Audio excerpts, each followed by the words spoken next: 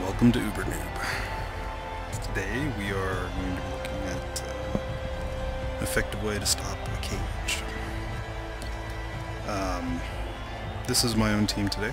I'm the human team, Brightside. And this Wood Elf opponent is a very formidable opponent.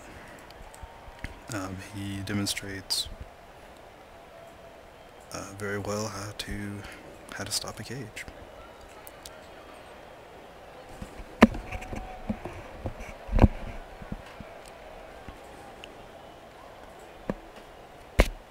Alright, so let's take a look at his team real fast.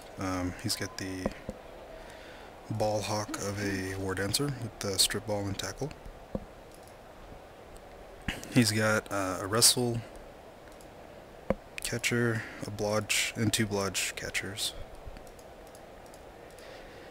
He has his loners, and I think one of these guys has a skill too. Yeah, he has a guy with wrestle as well. Wrestle is a good skill, especially for fast elves,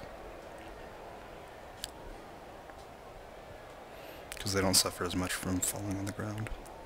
My team at the moment has guard on I think all of my blitzers but one, and my thrower has leader and block.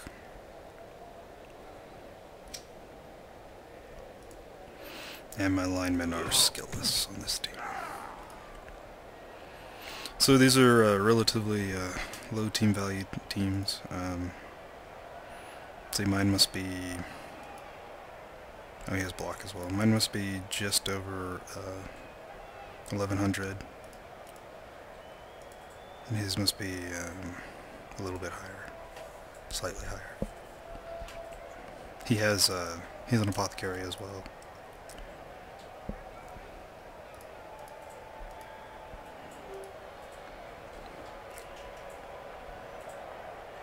Well, maybe his isn't higher, because this guy's pretty expensive. It's a pretty even match. Okay, so anyway, going into his defense, he starts with a pretty decent defense. I don't like having these guys on the wing so much, because like if I was going to do the sideline play, having a strength 2 guy in the back here is just like having a strength 3 guy out by himself. Of course, I don't play the sideline game, so it's not a big deal.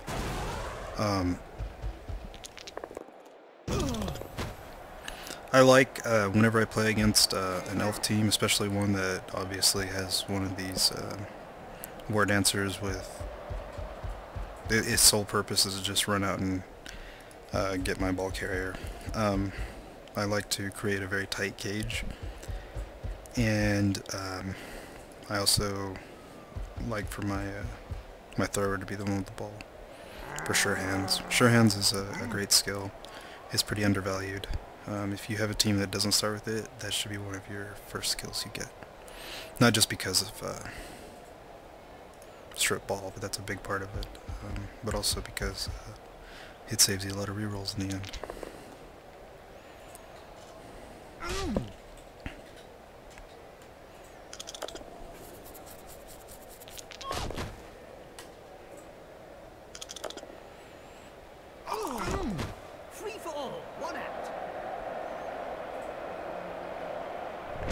Alright, so obviously I'm heading in this general direction.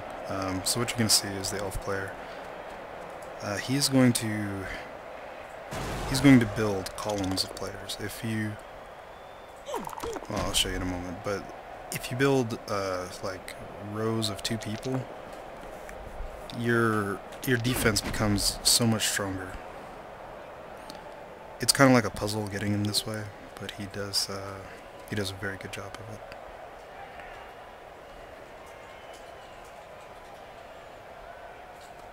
So I'll let him do his thing, and then I'll point out exactly what he's doing and how it stops the play.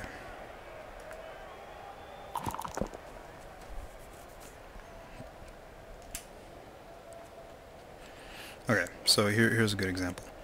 He has 4 columns of 2 players. Now, as a caging player, you can't have anybody touching a corner of your cage, or else it's going to get cracked open and somebody's going to rush in and blitz your ball carrier. So having them one or two spaces apart makes it to where I have to hit somebody and then move over in that direction. So, and I can't follow up because then my corner of the cage would be touching an opponent, which is not what you want. As I've said before, sometimes you can get away with a corner touching somebody if it's your strength 5 big guy, and that's what you see here. If I'd been a little bit smarter though, I would have probably moved up. I would have probably moved one of these guys over here to be useful.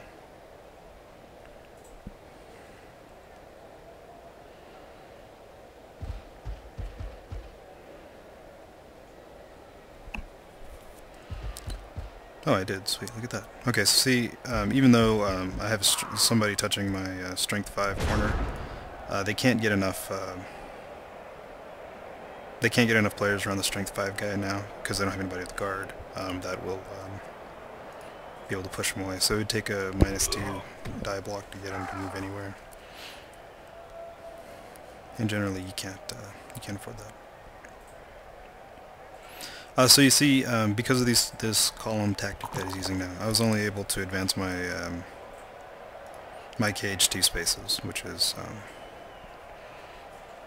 I mean is sufficient if I can keep that up. But as you see, he slowly slows me down even more. And again, you see these columns of players. And it's just like I can't get anything going. This isn't a true column. Obviously, these 2 players aren't going anywhere. But if you look, I can't advance the cage this way because even if I blitz away one of these guys, I still can't move my cage forward in that direction without getting in base to base. He got hurt or stunned, so. And if you look, he has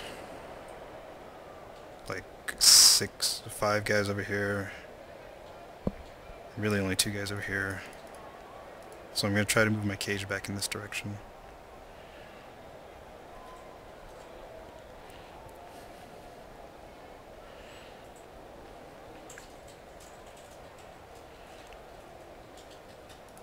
I'm explaining this to you now after having played the game, but obviously this is taking me a while to think through how to get through.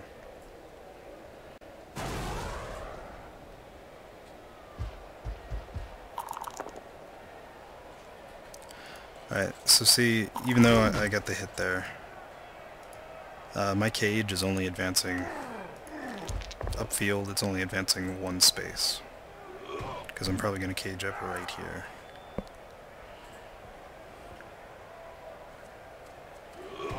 Yep, there we go.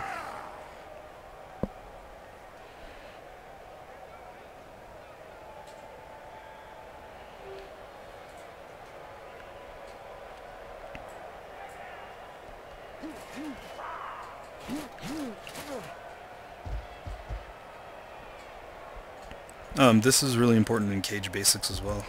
Whenever you have players with guard, you always want 2 guard players on your cage, and you want them on opposing corners.